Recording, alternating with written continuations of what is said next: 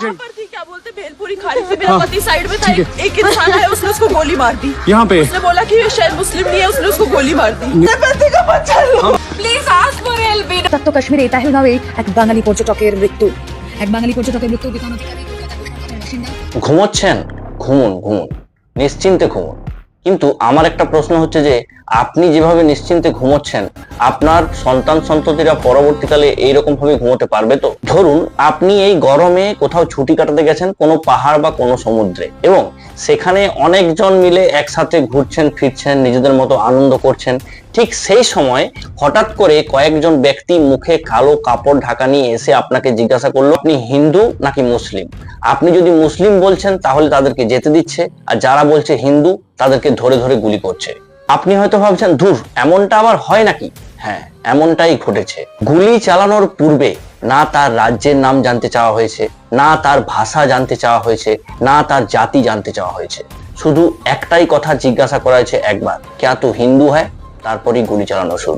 কাশ্মীরের পেহেলগামে মঙ্গলবারে দুপুর 3টে নাগাদ যে ঘটনাটি ঘটেছে সেটা মানবতার মনুষ্যত্বের উপর একটা বড় প্রশ্নচিহ্ন তুলে দিয়েছে। ভারতের একতা, মোরা একই বৃন্তে দুটি কুসুম, হিন্দু মুসলমান, এই বড় কথাটার উপর একটা বড় প্রশ্নচিহ্ন তুলতে শুরু করেছে সবাই। মঙ্গলবারের এই ঘটনায় এখনো পর্যন্ত 26 জনের মৃত্যু কনফার্ম করা হয়েছে এবং জানা যাচ্ছে নাকি এই সংখ্যাটা পরবর্তীকালে আরো বাড়তে পারে। আর এদের সবার একটাই অপরাধ, এরা হিন্দু।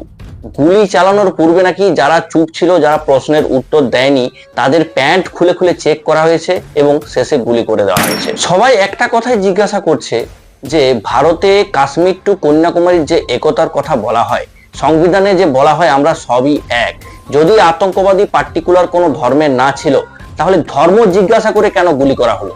কারণ যাদেরকে মারা হয়েছে না তাদের সাথে কোনো ঝামেলা ছিল না, আগে থেকে কোনো ঝগড়া ছিল, শুধুমাত্র তারা গরমে ছুটি কাটাতে ঘুরতে গিয়েছিল, তারা ছিল টুরিস্ট।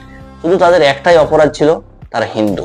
তাহলে কি শুধু কাশ্মীরে হিন্দু হওয়া অপরাধ, নাকি পুরো ভারতবর্ষেই হিন্দু হওয়া অপরাধ? আমাদের দেশের সংবিধান সবসময় একতার কথা বলে, সবসময় বলে যে আমরা হিন্দু মুসলিম যাই হই সবাই হচ্ছে এক। কিন্তু আতঙ্কবাদীদের সংবিধান, তারাও কি একই কথা বলে, নাকি তাদের সংবিধানে হিন্দু মানেই কাফের?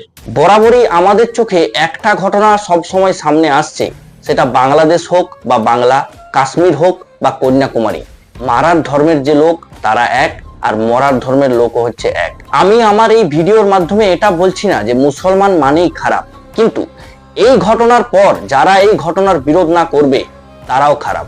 কিন্তু প্রশ্নচিহ্ন হচ্ছে তারা কি এই সাহসটা দেখাতে পারবে যে আল্লাহর নাম নিয়ে যে হত্যাকাণ্ডটা চালানো হলো এটা আল্লাহর নামে আর যাই হোক আল্লাহর ইবাদত নয়? যদি তা না হয় তাহলে সরকারের কাছে আমার একান্ত অনুরোধ, আমরা এটা নিয়ে কোনো রাজনীতি চাই না, না কোনো ভাষণ চাই, আমরা ডাইরেক্ট অ্যাকশন চাই। আপনার কি মতামত অবশ্যই কমেন্ট বক্সে জানাবেন, আর ভিডিওটা ভালো লাগলে অবশ্যই শেয়ার করে দেবেন। জয় হিন্দ, জয় ভারত।